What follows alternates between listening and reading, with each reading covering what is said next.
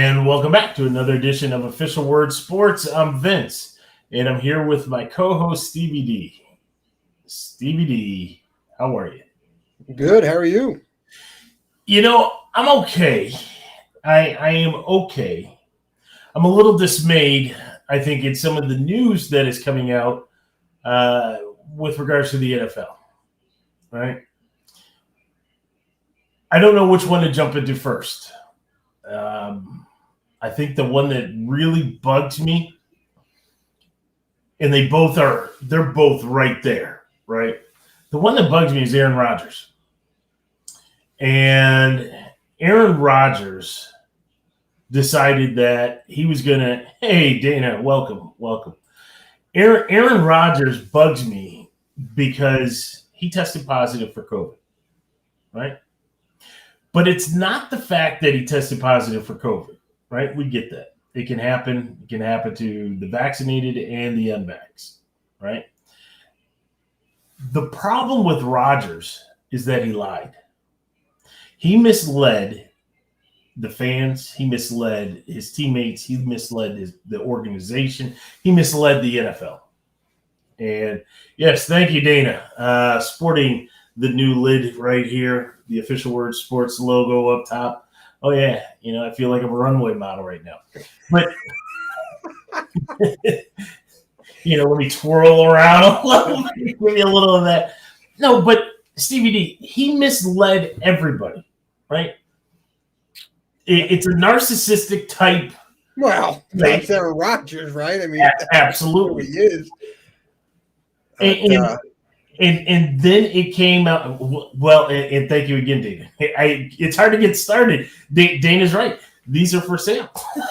Would you like your own personalized Official Word Sports hat? We can make it happen. But no, in all fairness, think of what the ramifications could be, right? The NFL already told us before the season started,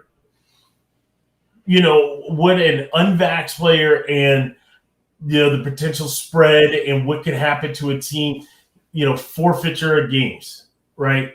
Monies that could be lost from the franchise and the organization. And you just take it upon yourself. Be a man, at least for all of the hate, and it wasn't true hate, but all of the hate given to Cole Beasley. He stood there like a man and said, no, I'm not doing it, right? Love me or hate me, I'm not doing it. Aaron Rodgers, like a little. This is a family-friendly show, is going to come out there and say, oh, yeah, I got vaxxed. Yeah. Well, he didn't say that word. He used the word immunized. Yeah. But what's interesting is, that's a big FU. He did a big FU to everybody, right? I am bigger than the sport. FU, right? The protocol is to wear the mask if you're unvaccinated during the preseason on the sidelines. You're supposed to do it, right? Then the Packers are coming out and say, well, he wore the mask in every meeting. No, I don't believe that for 1 second. Not at all. And you know what? I'm sure there's video cameras in that building, and prove it to me that he wore that mask. Right? He didn't wear it on the sideline when he didn't play. Right. Well, I said that earlier, and it's like, if he's not going to wear it on the sideline when the cameras are there, he's not wearing it in the building, and nobody's going to enforce it in the building. Well, let's call it what it is. I mean, what? Come on, you can't play a player, right? We all know. So you guys can come up with your fancy lies, but we know. And now I really want to see the NFL, because you can't come down on Aaron Rodgers. I don't think there's a penalty there for that. But now the NFL has to come down heavily on a draft pick for the Green Bay Packers. They got to be heavy with a draft pick, because the money's the money. I mean, you find them $1 million, please. Let me go on my wallet and pull out a $10 bill, right? I mean, it's but look at the situation we're in. Look at this situation. Green Bay arguably is one of the top teams in the NFC, right? Rodgers, now again, he tested positive for COVID, right? There's nothing you can do about that. But now you have 2 games that are coming up, and definitely going to miss one, potentially the second, and we don't know how bad it is, right? Well, that's on the Green Bay Packers. I mean, that's their problem, right? They created this part of this mess in house. I mean, look, a player can test positive. I think the argument's more of you lacked the COVID protocols and you did the big to everybody, right? I'm bigger than the game. I'm going to do what I want. You can't touch me, and I'm just going to do it. And that's what he did. And now he's got egg all over his face. But the Green Bay Packers are going to pay for that mistake They because should. there's no way that the NFL, when they conducted an investigation, at the end of the day, he broke a rule. He's not vaccinated and he was on the sideline. They have tape of it. So he's already broken that. And the Green Bay Packers come out and say all they want about he wore a mask.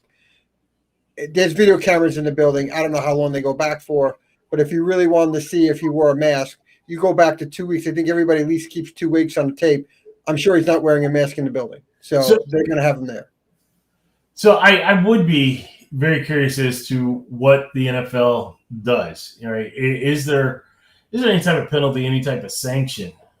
Well, the sanction is going to be against Green Bay from what I was hearing today, that you can't penalize the player, which I don't agree with. I don't know how you cannot penalize the player. Well, they took a page out of the book from MLB. Oh, you give everybody immunity if they talk? Yeah. And then allow you to go to the World Series a year and a half later. That's the page they took. I don't know. I think only time will tell, right? We're still very early. You have contact tracing, right? What does that do to the quarterback room? What does that do to Jordan Love, right? Is Jordan Love now, who was the heir apparent, is he screwed of his chance to be able to get that start? Yeah. In all honesty, I don't care about Justin Love. I really don't care the missed opportunity. You know what I want to have happen? I want the Green Bay Packers to be able to be forced to forfeit the game against Kansas City. And then Aaron Rodgers has to then tell all the players that are not vaccinated on the team why they're not getting a game check. Fair. I want Aaron Rodgers to feel that pain in the clubhouse. Fair. That's, Jordan Love, you're going to get your time, because even if you go and throw 5 touchdowns and 350 yards, you're not taking away his job. You just insured your second contract when Aaron Rodgers retires and they want to move on. For me, I want to see Aaron Rodgers feel that pain of thinking that he's bigger than the league, and the only way for them to feel that pain is for this team have to forfeit a game. Now they're out of the 1 seed. Now they got to fight to get back to the 1 seed, and anybody who's unvaccinated that's on the 53 do not get paid. Vaccinated players get paid. Unvaccinated players don't. Ooh. Now that you heard it, Roger. You heard it, Roger. So we'll time will tell. We'll see what happens. The other, as I said, Stevie D, 1A. Well, I think I don't know if I consider 1A because this one is really off the field, and I mean when somebody dies, I think it takes a little bit of precedence over that. And right now we're just talking about the former wide receiver of the Las Vegas Raiders, and that's Henry Ruggs III. That news broke the other day. Driving at night, about 3:30 in the morning, he rear ends a car. Car goes up in flames. Unfortunately, the person in that car and the dog died in that car. Today, it comes out that he was doing 156 miles an hour on the main road, street lights, 156 miles an hour when he rear-ended that car. He's lucky he's still alive. But his NFL they're the ones that are always still alive. They're the ones that always survive. Right. Right. It's just mind-boggling with all the protocols the NFL has. Twice the legal limit. Right. Thank you. Twice the legal limit. Right. And all the protocols the NFL has that he was not, I don't want to say players, because I'm sure it happens, right? We hear a couple of cases, you're not somebody dying, but somebody getting arrested. But with everything that's at your disposal, one, the NFL, I think each team provides you that service, car service, if you need it. It's anonymous, and it's anonymous too. I don't know that to be true. Because somebody I know that played in the league made a comment on that, and somebody there was like a little back and forth, and somebody said, don't the teams provide that? And he said, no. But even if they don't, maybe some do on their own. Maybe, okay, I could be wrong. Maybe some teams do because it's worth having that. You pay a company, $20,000 a year during the football season, whether they use it or not, to be on call every day for rides, right? I don't know, but Uber, Lyft, taxis, limos, whatever the case may be, you have all the money in the world. Well, and that's what the person was putting, right? Think about it. Ruggs was making millions, right? Nobody's denying him the opportunity to go out, have a good time, do whatever you want to do, right? But you look at the cost, even if you wanted to go in style, say you didn't want to do, Uber or Lyft, and you could get like the black Uber, which is like the Escalade blacked out, and it's only cost you a couple $100, but you could go get a limo, right? Go get yourself a driver, right? I'm talking to somebody right here who has his own driver when he decides to go to the airport. Yep. Oh yeah, I see a smile. I got my designated driver upstairs. But you get the driver, right? What is that going to hurt, right? Just because you want to floss in your Corvette, well, floss it in a Bentley limo, right, with a driver, right? Come on, James, let's roll, right? You ring the bell, let's go. Absolutely, you can have the whole thing. Plus, you can be sipping cocktails while you're in the back of it, right? Sip to your heart's content. And you know that you're getting back safely, and you know that you're not jeopardizing yourself or anybody else on the road. I have very little respect for those that drive drunk. I really don't. Even if you think I'm okay, right? I can make it because you are impaired, right? Your reaction time is off, right? And things happen. And you may not mean for something to happen. Sure. I don't get that intent. But when you get behind the wheel, I don't want to hear I didn't mean, because you could have stopped it by not getting behind the wheel. And now you look at everything. I mean, first of all, to your point, your earlier point, a life is lost, right? And also the dog that was in the car, but a life is lost, right? Senseless. Then you look at, you just got released and you lost all that money. All that money. You worked so hard from the time that you were in Pop Warner and Pee Wee all the way through high school, college. You made it to the pros. You signed the contract, right? All that gone. You were actually an up and coming and regarded as a legitimate wide receiver. You weren't one of those just speed guys that a team drafted. You were a legitimate wide receiver, which meant that you had a career, right? You had more than just playing those first 3 games. Gone, right? The car that you had, gone, right? Anything, any semblance of a life, gone. You're a felon, right? There's no way out of this. You're a convicted felon.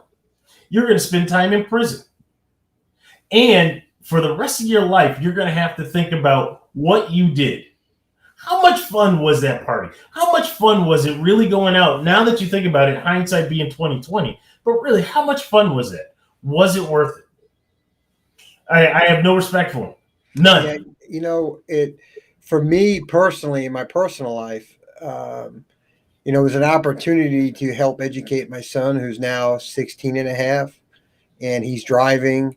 And, as you get older, you're going to be in certain situations. And it was a lesson that I could take a time out. And we had a conversation, multiple conversations, which was really great two-way conversation about it.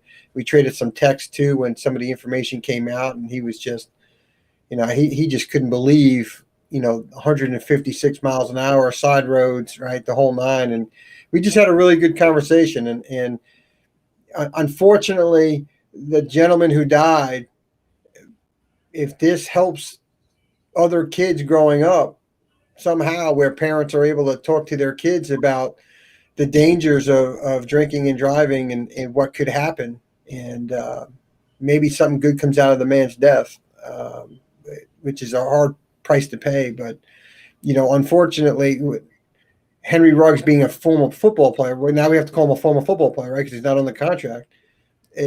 it gets more attention than if it was just a regular person driving drunk leaving a pub, right? And so my son being in the sports, being in the football, just kind of hits more home to him because it's somebody like, oh my God, he was making how many millions of dollars and now it's all gone. Like it's just gone. And this is what happens. I said, now it's gonna go probably 2 to 20. And now that the details are coming out at 156 miles an hour, twice the legal limit, it's not going to be the 2 years. It probably won't be the 20, but he may get 10.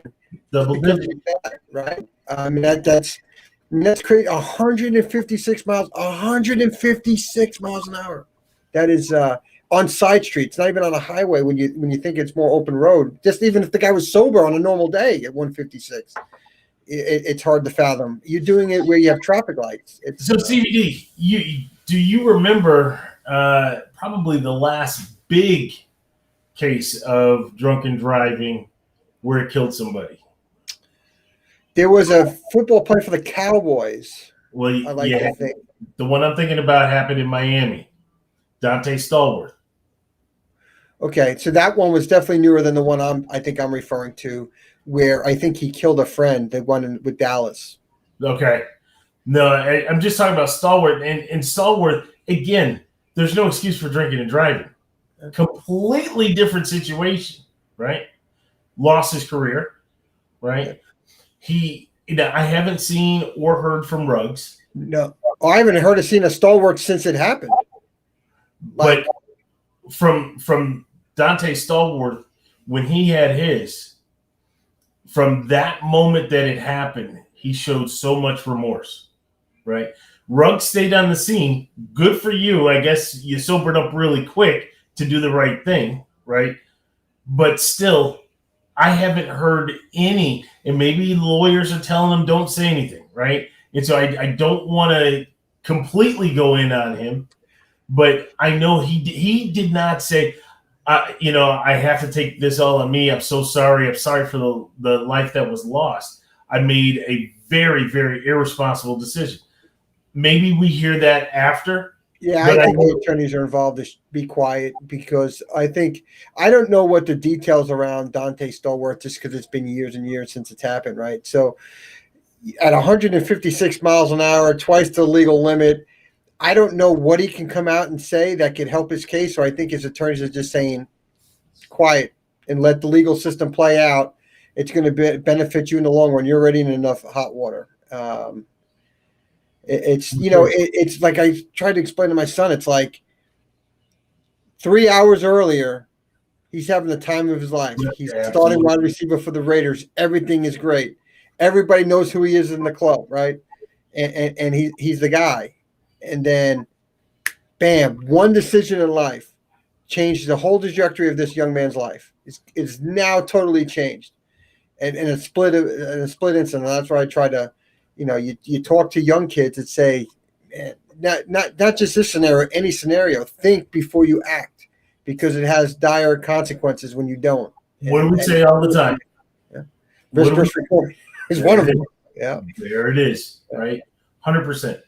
All right, Stevie D, let's move away from that. And, obviously we'll be following that, and that's going to stay very prominent in the news. So we'll be bringing that topic back up.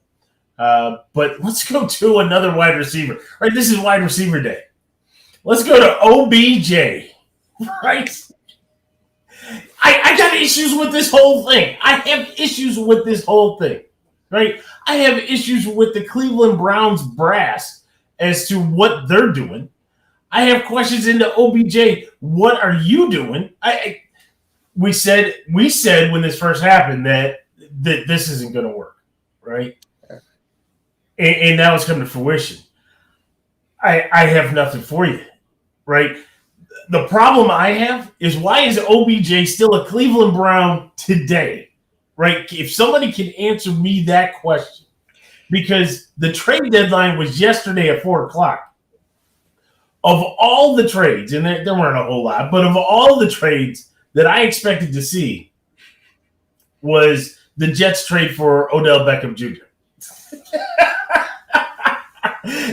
I know you don't want him, but I expected Odell to be traded, right? Not let it carry on past the trade deadline. Have your father come out and start talking junk about the Browns and about your situation. Not having the fans and part of the front office firing back, right? So now all of a sudden we have this Cold War, right? There's this huge standoff that we know is not going to end well, right?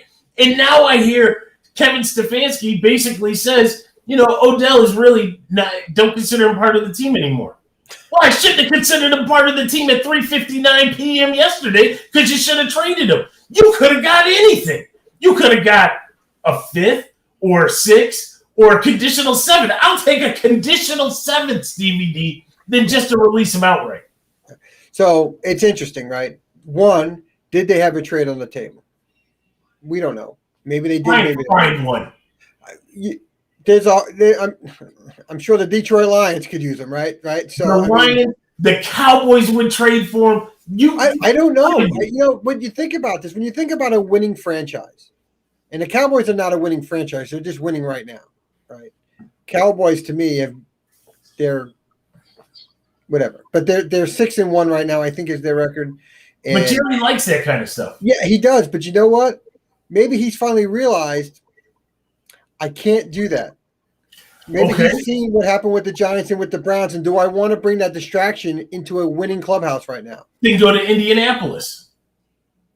Irsay loves that kind of stuff. He can go to Indianapolis on Friday.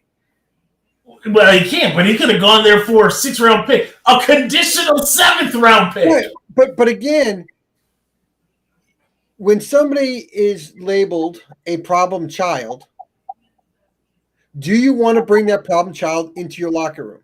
Like somebody gets Josh Gordon. Josh Gordon has been suspended by the league 59 times in 8 years. Okay. Somebody's going to take a chance on him time after time after time because he's got the talent and it's a drug problem or an alcohol problem. They're going to give it that try. Josh Gordon is not known to be a clubhouse problem. Correct.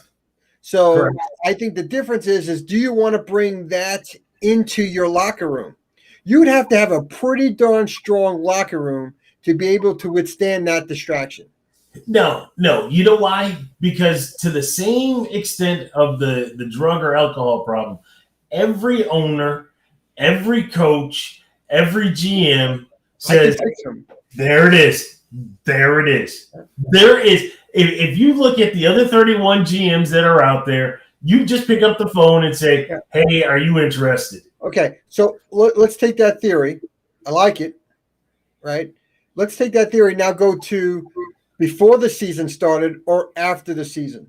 Now trades are happening in the offseason. You can make trades. Now you make the trade for OBJ because now you have time to fit him into the OTAs and training camp and have him work with the players and get something going on. Making a trade mid-season, maybe they feel, well, my team chemistry right now, it won't work. But if I trade for him in the offseason with OTAs and training camp, maybe it'll all gel, and then we can make it work out. I wonder if there's something to that. I hear you, and I'll see you. I'll raise you. And I'm about to raise you. Then why cut him mid-season? For all intents and he hasn't been cut. He hasn't been cut yet, but it's happening. You and I both know that it's happening. And that's the problem. Don't let that happen. Take care of it. You had the trade deadline. Yes. If you had a trade on the table, you should have taken it. Because let me tell you, people's gotten a lot less for others. Hey, there's my friend. How we doing, Terry? Hey, Terry. Yeah, exactly.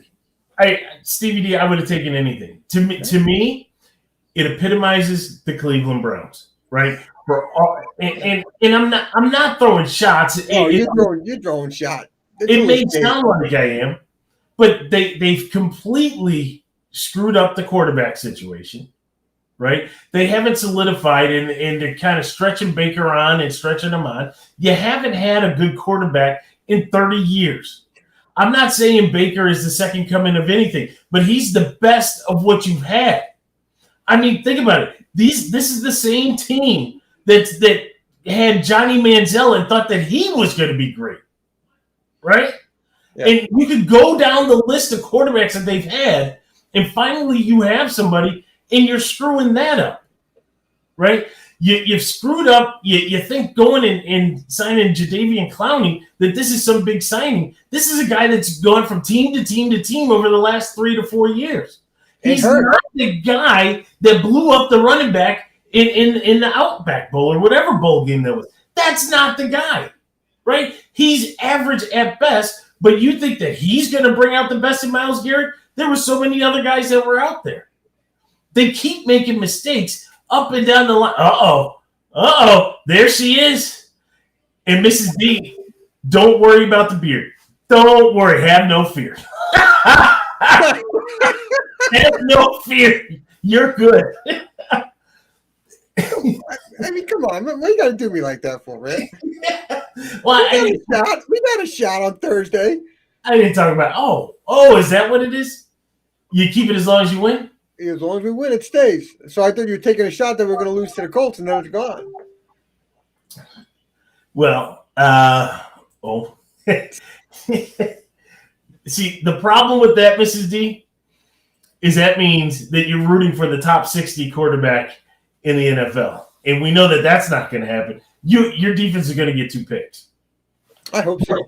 But back to the Browns. They have screwed it up. And to me, this is just another example of them screwing up along the way, right? You didn't take care of what you could have. You could have got rid of the distraction. Who knows? A 7th-round pick, maybe it's a 6th-round pick, right? Right, based on playing you had. Yeah, you can. You know why I say 6th-round pick? Because your boy was a 6th-round pick, right? And you see where he is. He's trying to play Dylan. This is a family show, but it's going to turn real quickly. Well, if I was able to finagle that 6th-round pick in there. But in all seriousness, we have seen guys that have been in the 6th, 5th round that have made it. Maybe not, right? But at least give it a shot. Get some type of value back instead of cutting them. It makes no sense. It makes no sense, DVD. What's the old saying? The Browns being the Browns. It is. I think Hugh Jackson is actually calling the shots. That was a Hugh Jackson move. It is. It is. So, Hugh, we haven't talked in such a long time. I'm so glad that we can resurrect the Hugh Jackson name. And especially twice. That's twice now. This season we've gotten Hugh mentioned. Absolutely. And keeping it tied to the Cleveland Browns, right? Because there were so many great – I'm not a big Hard Knocks guy, right, because I think it's going downhill. However, there have been just a few moments in Hard Knocks history, like Saragusa and moving the car from the mall and all that. That was great, right? there have been great nights. When they had the rookies and they made them sing and all that. That was funny. But nothing beats Hugh Jackson sitting in a meeting with former NFL coaches at the table saying, you guys haven't sat in this chair before. What are you talking about? Right? It was just one of those moments. Anyways, Browns being the Browns, welcome Hugh Jackson. So, Stevie D, we're talking about trading for OBJ. There were a couple trades, some small ones. Your boys actually made a deal, right? Yeah, I thought it was a good trade. Very good trade. Yeah. You got the doctor. We got the doc. So, is he part of the medical staff or is he part of the offensive line? Well, if we get hurt on the field, Doc, stay on the side. I got it. And we don't have to call the player doesn't have to go out for a play, right? So, you can be in the huddle and he can sit there and try to diagnose what's going on. Yeah, he waived his no-trade clause. I guess he had a no-trade clause, and he waived it to go to the Jets. That's Tardif, the offensive guard from the Chiefs. He hasn't played much. He's definitely not a starter. Obviously, they retooled the line. He's not a starter. I think he's going to fit in. The Jets need a little bit of extra O-line depth.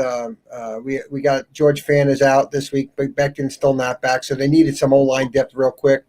And we traded him for a third, fourth string tight end, Dan Brown. Who's decent on special teams, but when you need the O-line depth, you got to get the O-line depth. So they pulled the trade. There was a good trade for the Jets. I don't know what he's really values going to bring to the Chiefs, Dan Brown, but I think it was more the Chiefs trying to make the player happy to give him an opportunity to play. You sure it wasn't a kind of a wake-up call to Travis Kelce? Let me tell you something. It was a bad fumble. But and I think they said, notice given to Mr. Travis Kelce. Well, I don't think Dan Brown is going to bring that fear.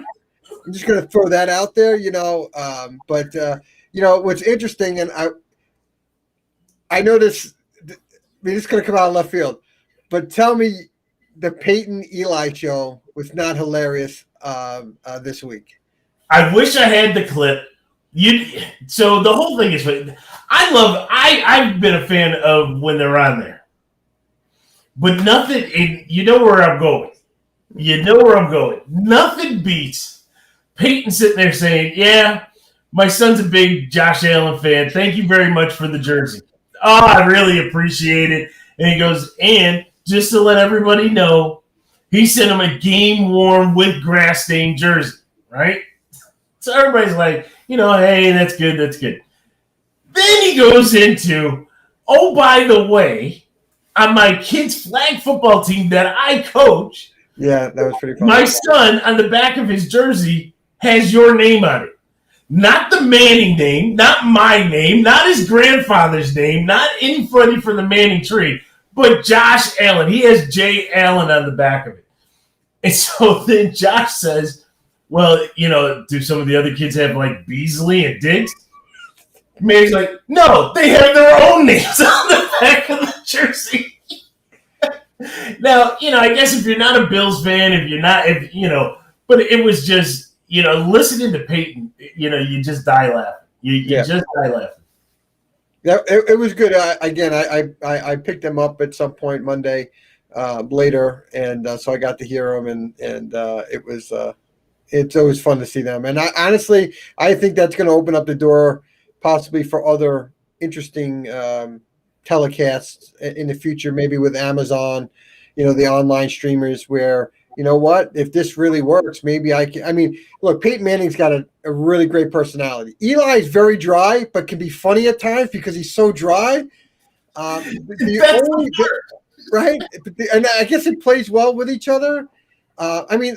When they cut to the clip of Peyton eating at halftime, and he's just shoveling the food in his mouth. It's just killer stuff. It makes you just laugh so hard. And the only thing that I'll say is that they got to be better at is that they cut each other off. Like Peyton cuts off Eli all the time. Like, Peyton, you got to look at the camera. Your brother's talking. Let him finish his thought. And so he's like, hey, E. Hold on. It's the E, no, this, I think they give great insight, though. And even for the novice football fan, right, you're able to follow what they're talking about, right? They were talking about playing two high safeties, right? And so then they didn't always diagram, but you could see that talking about the P, right? Did you catch that one? No, I don't think I did. So, they were talking about the two high safeties playing basically a 4-deep zone, and then you had the linebackers come, but it would go into the P zone. And that's the opening, so the linebacker would kind of flush into the P zone. But it was it's always good insight. Peyton, I'm a huge Peyton fan, right? If anybody wants to hear Peyton at his finest, you have to watch the match where it was Peyton and Brady versus who was it, Tiger and Nicholson. Yeah. Oh, you want to talk about comedy at its finest? Just listening to Peyton. And I'm really surprised Peyton, and maybe that's his choice, hasn't taken one of the bigger gigs, right? I think he wanted to get his feet wet, and I think this is a way for him to get his feet wet. But honestly, I think doing this is going to parlay into another contract, maybe away from ESPN, where I know he did the Peyton places, so I don't know what type of agreement he has, a 1, 2, 3 year contract or whatever. But I really think this could parlay into a role similar to this, where it's not so stuffy in the booth. Yeah. And I really think this is going to bring an angle to networks or online streamers to hire people like Peyton. And it won't work with everybody. You got to have that dynamic personality. But what really works, what's great about it. Hold on. Am I hearing me and you calling games? Yeah, I think we should do it. Absolutely, right? We should call up the NFL. Let's do it. We'll give you comedy.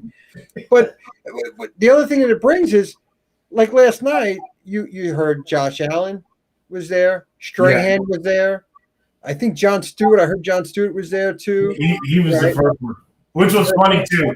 Because so I'm sorry, not to relive the whole thing, but so John Stewart's on first, right? John Stewart was very dry, right? And he's sitting there just rubbing his head because the Giants are being the Giants, right? And he can't get out of his way. Eli's just like, I can't believe, you get the turnover. Daniel Jones on the first play, throws the turnover, and they're just like losing it, right? So as they drive down the field, John Stewart's like, oh yeah, get ready for another punt, another fumble. And they score a touchdown. And John Stewart was so excited. He gets up, he starts dancing. I saw Strahan lose it, and he was just going off at points. I picked it up around Strahan. Yeah. So I was like, I just think it's really cool, that dynamic by bringing in stars to jump in for a series or for a half or for a quarter, whatever the case may be. I think it's genius in that because fans want to see athletes not be scripted. Right. Where athletes can be athletes. I mean, we've heard F-bombs get dropped. Right? Marshawn Lynch wasn't scripted. Right.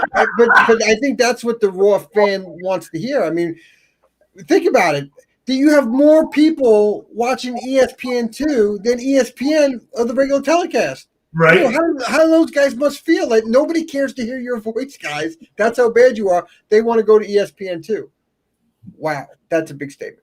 Oh yeah. Yeah. So I'm sorry I digressed there, but it was a pretty good night with the telecast.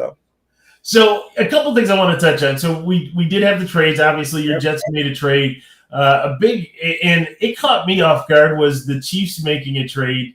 I did not see this one coming, and I thought it was interesting because prior to the trade, right, you had Mike Tomlin saying, we want volunteers to be around here, not hostages, right? And I'm talking about the Melvin Ingram trade. And that was quite telling, right? That basically was the same as Stefanski saying what he's saying about OBJ. Good for the Steelers. They were able to offload him. Now, I think Melvin Ingram is one heck of a ball player, right? Doesn't have the same step that he had before with the Chargers, but I think he's still one heck of a ball player. And what I was telling you for that one and the other trade, Stevie D, right, the other big trade was the Von Miller trade, right? Yeah. And the Von Miller trade, that bugged me. Because I was trying to figure out, before all the details came out, how in the world are the Rams paying for all these people, right? Because we know Von Miller's contract. We know Aaron Donald's contract. Matthew Stafford's contract. Jalen Ramsey's contract. It's like, how does this happen, right? Every other team is trying to, It's the 49ers math back in the 80s. Absolutely. Well, until you find out that Denver's still paying the Von Miller contract. I was like, what? Both of those, I'm scratching my head. Brandon Beane, love you. You've done a great job. These players went for, so Von Miller went for 2 day 2 picks or a day 2 and day 3 pick. It was something like that. Day 2 picks, two day 2 picks. So that's something you could afford. Melvin Ingram goes for a 6th rounder, right? That was a really good trade by the Kansas City Chiefs there. It really was. How do you not make these, right? I could see if you were like, oh, I got to take on this much cap or I got to do this. I mean, these are 2 players that could definitely help you. And I'm thinking, I have the capital, and it's not going to take away my 1st, 2nd, and 3rd. I don't know. Big trades, though, Stevie D. Yeah, the Chiefs trade with Ingram, I wonder if they're hoping that spark that Suggs gave the Chiefs defense back when they won the Super Bowl. Suggs came in and kind of sparked that defense a little bit. I think had that swag of being a Super Bowl winner.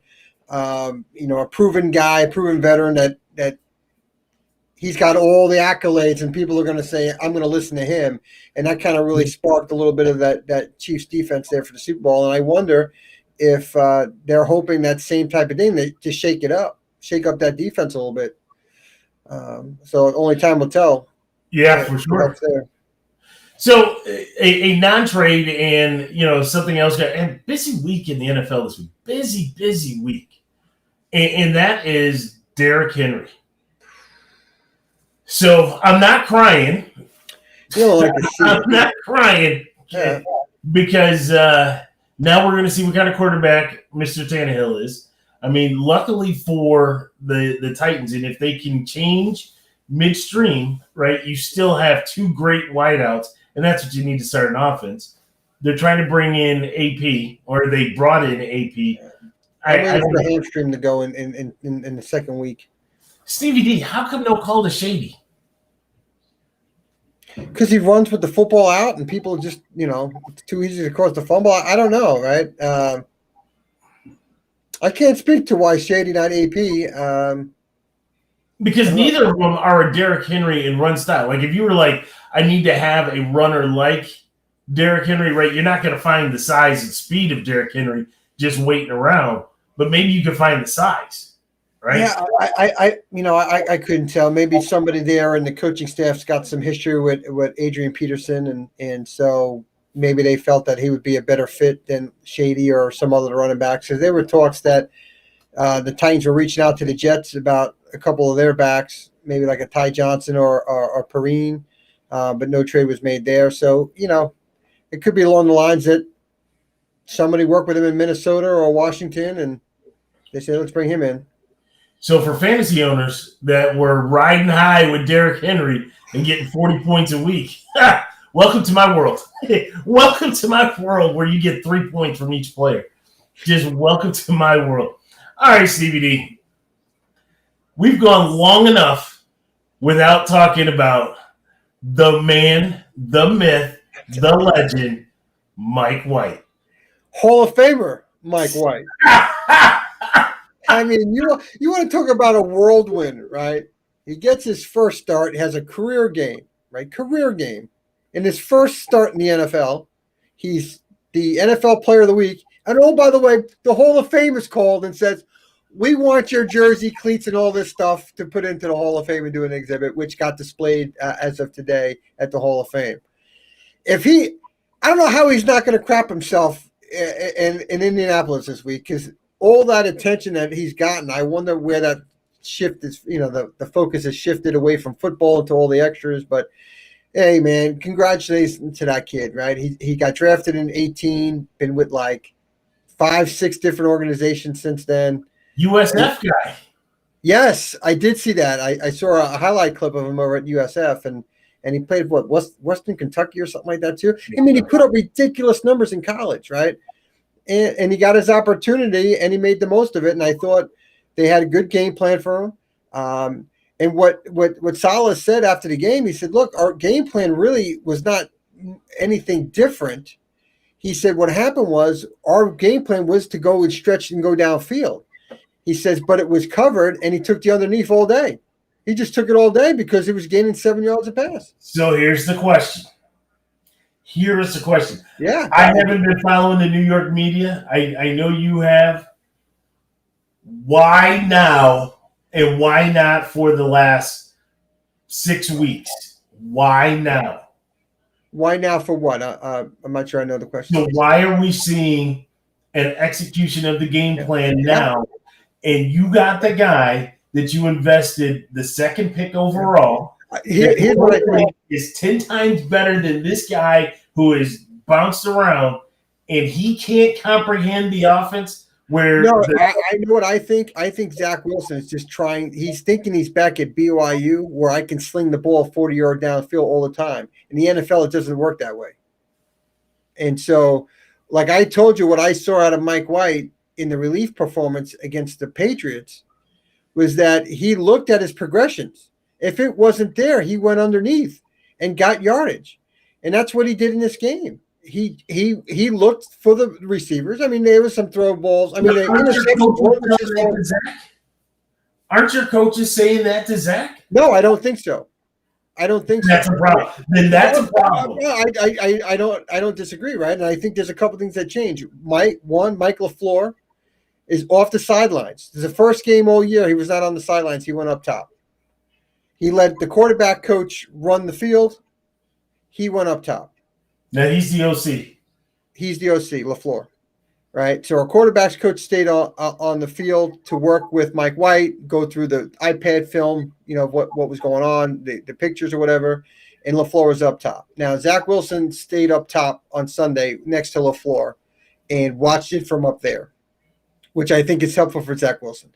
Now, also, they brought in John Beck, the former NFL quarterback John Beck, for the remainder of the year to work with Zach and help him with his transition. So there's something going on that I think kind of came out this week in the New York media, kind of flushed out with Saleh, that to me it sounded like Zach Wilson is not exactly 100% comfortable.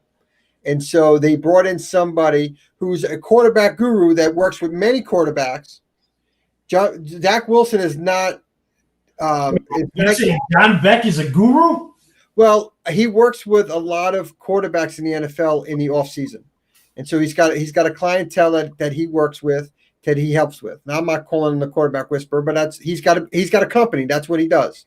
He mentors and helps young quarterbacks, I shouldn't say young. And so they brought him in. And I do believe that John Beck is more of a comfort to help Zach Wilson. And that's what I believe it to be. So if you look up John Beck, you know what I saw? I'm afraid. No, and this is in all fairness. You know what I saw? Graduate of BYU. There you go. He's got a connection. So, again, the Jets came out and said he's only here until the end of the year. Because John Beck is not a quarterback whisperer. He's not I don't see him as – But he works with quarterbacks. That's what in all fairness, right? Some of our best coaches were horrible players. Yeah. Right. In up and down in every league. Right. And usually the all-stars don't transition well to the sideline. So in all fairness, not to rail on Beck from that perspective. And probably because you sit on the bench most of the time, you talk to the quarterback, you talk to the coaches, right? You're able to develop it. But I swear it has to be that BYU link, right? Who we can talk to and help mentor him. Well, he coaches. He's a private coach for Zach Wilson. So Zach Wilson hires John Beck through John Beck's company to help him. And so now the Jets hired John Beck for the remainder of the year to help him, whatever. There's something going on with Zach Wilson, and John Beck has helped to bridge that gap between Zach Wilson and the New York Jets. That's what I really believe that to be. Is that concerning? Sure, it's concerning, right? Robert Saleh also opened up the door of a quarterback controversy of if Mike White is still doing well in 3 more weeks or 2 more weeks when Zach Wilson comes back, it's not necessarily Zach Wilson's going to come back on the field. So he opened up that can of worms, which is, Can't say that. Yeah, right. It's a guy worried about his job. And I don't know if that is to put Zach Wilson a little bit on notice on hey, you got to earn that right to get back on that field, and you're going to have to work your butt off. I don't know, but we all know when you start opening up that door and you take a New York media like that, it's going to explode it even more. And, Saleh is, if you listen to his press conferences, yes, he's charismatic with the press, but, he's also called out the press in his press conference, says, what you guys do with these words and how you like to twist things. And he puts them on point in his press conferences that I listen to. And it's just going to be interesting. I don't know what's going to come out, but, all I know is that it's we got a game Thursday night against the Colts, and I think the Colts are going to throw something at Mike White that he hasn't seen before now that there's a little bit on tape, and we'll see what happens. Have no fear. You're playing a top 60 quarterback I'm not worried about the top 60 quarterback. I'm worried about him going up against the defense of the Colts, because the top 60 quarterback that can't control that side of the ball. But I'll tell you, look, let's take a second and talk about the top 60th quarterback. I think it's been 3 or 4 weeks now. He has thrown an interception. I think it's 3 weeks. That is mind-boggling. It's like I don't even know how to explain it. The interception he threw on Sunday from the end zone, getting sacked. Where he kind of pushes it like a shot. I don't understand it. And then the week before, he had that flick where, dude, who are you flicking the ball to? That, for Carson Wentz, I'm sorry, Jay, because I know you love Carson Wentz, but and if you take out some of those interceptions he's just thrown, overall, if you look at his numbers, they're not awful, terrible numbers. He wasn't turning the ball over. But you want to talk about you're saying he's a top quarterback in the NFL. Top quarterbacks in the NFL don't make those interceptions week after week and make it three weeks in a row. I'm sorry, they don't do that. Even Patrick Mahomes, you can say he's in a slump right now. But you know what? He's got 10 interceptions, but he's also got 20 touchdowns, and we know what he can do at the quarterback. He's in a funk right this second. And he's made some bad judgments, but he's made bad judgments down the field. He had one pitch I think he tried to do, and he did one of those, and it was an interception. That can happen to anybody. But 3 weeks in a row, we need to shoot all on Patrick Mahomes because right now there's more going on than I don't know. I don't know because it's hard to explain what's happening with Mahomes. When you go back to Wentz and you look at Carson Wentz and what he's doing on the field, every week the Eagles organization says, yes, we were right in the decision we made, right? Jay, you can say all you want. We laugh and we joke. But Carson Wentz is playing himself out of the league with his decision-making in the way he's playing. Any quarterback can put up decent numbers, right? It's what happens on the other side. And, you look at Jameis, again, all that happened this week, horrible, horrific injury to Jameis, done for the year, right? But you look at what he did before when he was in Tampa. He was running himself out of the league. And basically he did because if you think about it, when he was a free agent, he didn't have all those offers coming in. He had to settle for, the Saints offer to play behind Drew Brees. And it worked out because it gave him an opportunity to play for Peyton, sit behind Brees, and then take that next step. That doesn't happen all the time, right? So often these guys make these bad decisions, right? And you don't know what they're thinking, right? With Jameis, I think he thinks he can play hero ball, and I think in a very perverse way, so does Carson Wentz, right? Has to make a play, and sometimes just take the sack, right? If you take the safety, you give your defense a chance to protect 5 points. Right? Yeah, right. If you take a sack, you punt the ball and you move on to live another day. Yeah, look, the safety gives you momentum. A touchdown really is a momentum because now you're laughing at that quarterback, right? You're going to the sidelines and everybody's saying, what a joke. A safety, okay, your line got overtaken, you got sacked for the quarterback. It is what it is. There's a momentum there. But it's not like, oh, my God, we own this guy now. Now Carson Wentz does that interception. Now he's got to be thinking about it on the side. There's so much impact to that bad play. And it's going to be curious with the Colts and how they finish the season. If they finish that season like a 6-11 type season, do they look to draft a quarterback? Oh, for sure. I think they will, right? For sure. Because they're stuck with that contract right now, right? They own that contract until it's up, unless they were to cut him or whatnot. But, again, that trade doesn't work. The Colts roster, at least on the defense side of the ball, it's like a win now, right? They're a win now. Not that I think they're a Super Bowl contender, right? But in their organization view, in fairness, they think they're contending.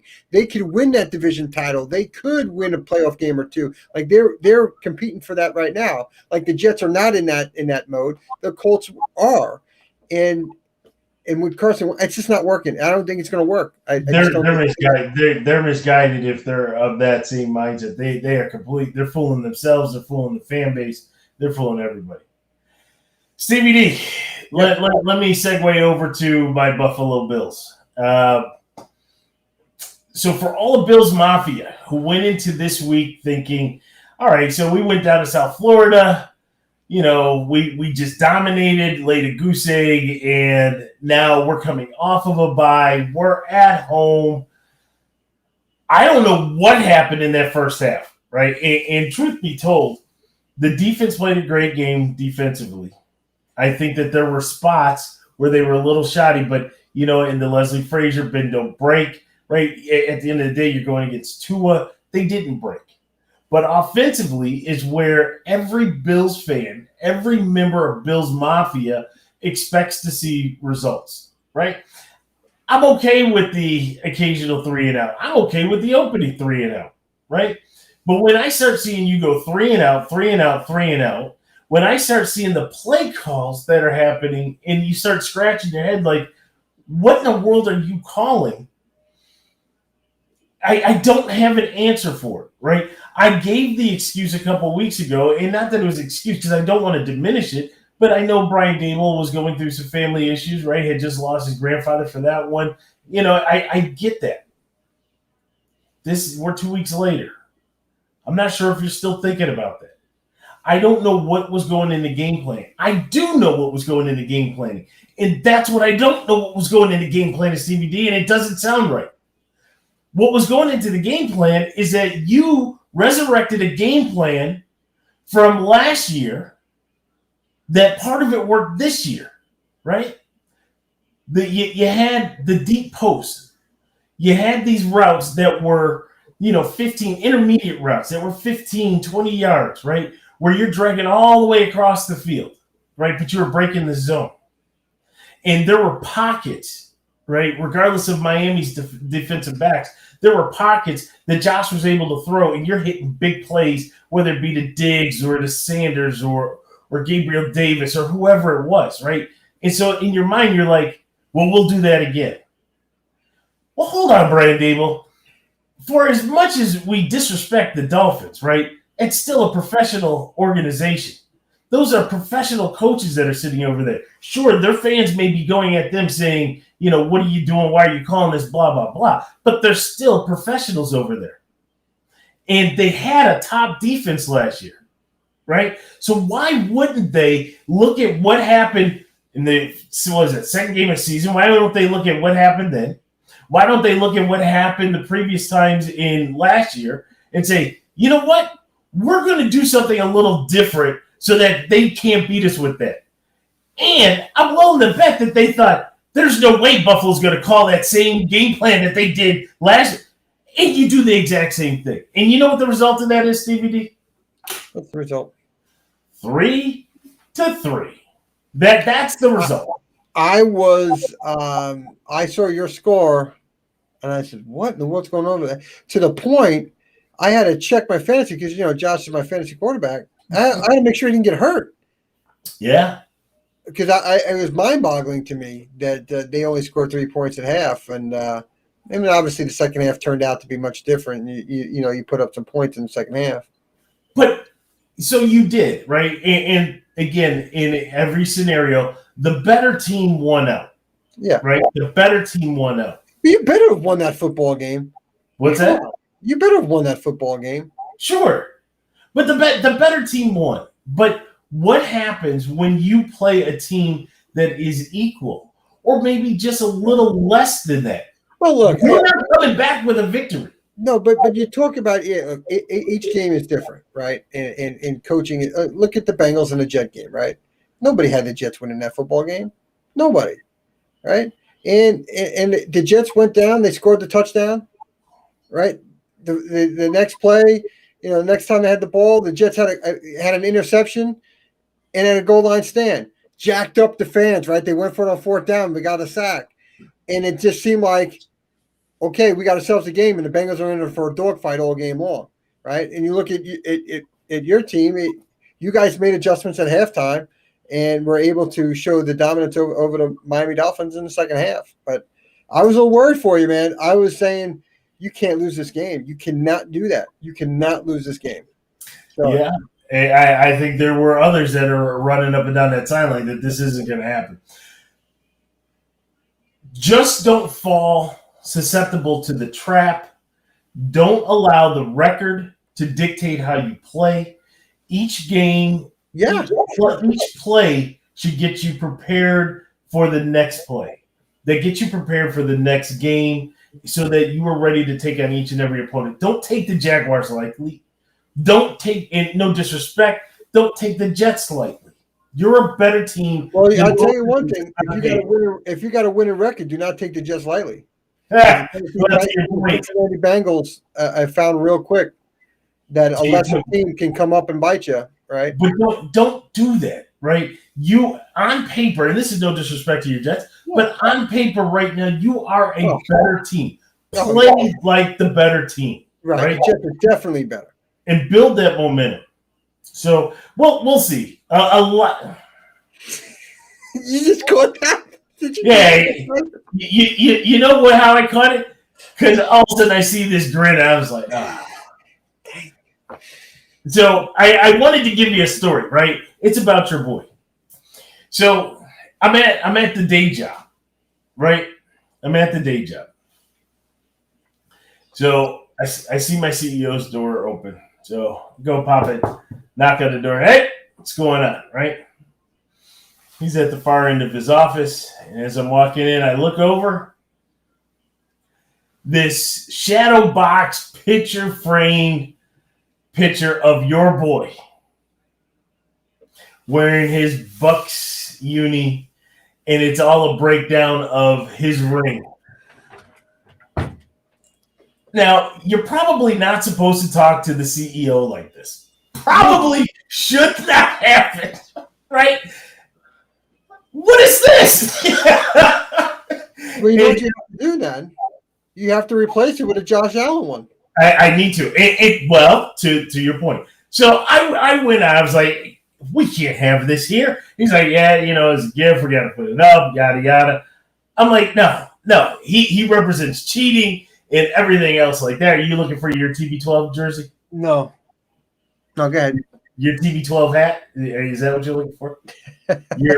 your autograph Alex Guerrero syringe?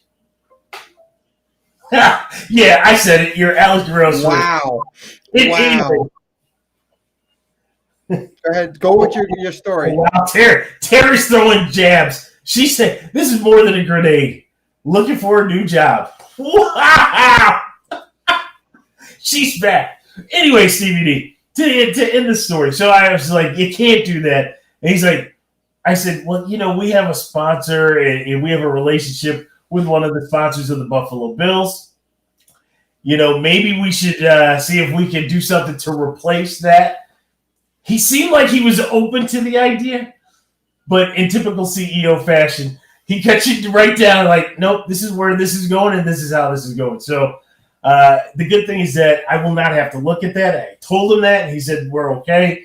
So, we were able to settle it like gentlemen, but yeah, wow. I was a little disappointed in that. You got guts, my friend. You got guts.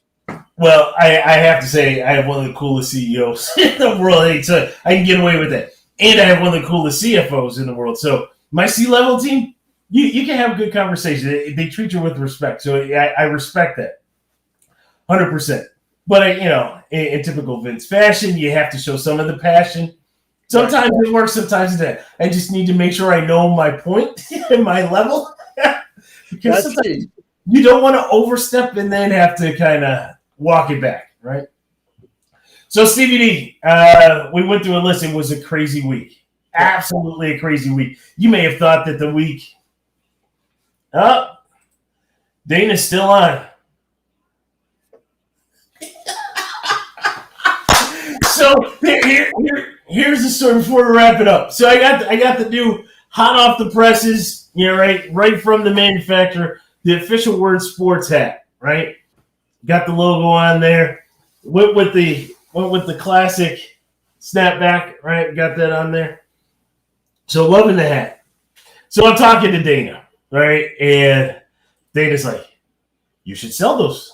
I'm like, Dana, we can't sell this, but maybe we'll put it out there. So now I told Dana, you're part of our marketing team, right? Yeah. We have Terry that is a diehard. Terry, we need you to continue to push the show, right? Dana, we need you to be in charge of marketing, right? We need you to, first of all, we need you to wear the gear, right? And then help us promote by selling the gear, right? Look at this. The logo looks really good in here. I think I may try to get something in the back because I usually like to wear my hats backwards, DVD, so we have nothing here, right? So I may get the fitted and put the little logo back there. But anyways, as we wrap up this show, from Dana, licensed gear coming soon. That's what I'm talking about. But as we get ready to wrap up the show, definitely want to say thank you to all that helped make this show great. Whether or not you contribute during the show or after the show. Want to thank Terry. Want to thank Mrs. D. Want to thank Dana. Certainly agree and just happy to have you guys here part of the show. And all the others who have joined the show, Elle and Dave Copeland and others. Again, if you want to listen to us, catch us on your favorite podcasting platform. You can always catch us on YouTube and hit us up at Twitter at Real OWSports. Send us a tweet. Let us know what you want us to talk about. For my co-host, Stevie D, I'm Vince. We'll talk to you soon.